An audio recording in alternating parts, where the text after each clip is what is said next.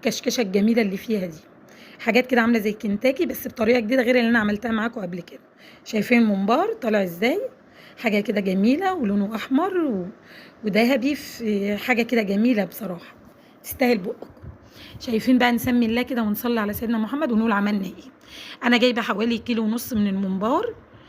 طبعا هو بيبقى متنضف، مش متنضف للنهايه، هو بيبقى فيه بقايا كده. انا طبعا بعيد عليه تنظيف بالطريقه دي، بقلبه بقطع كده معايا مقص، بحتاج مقص وبحتاج سكينه.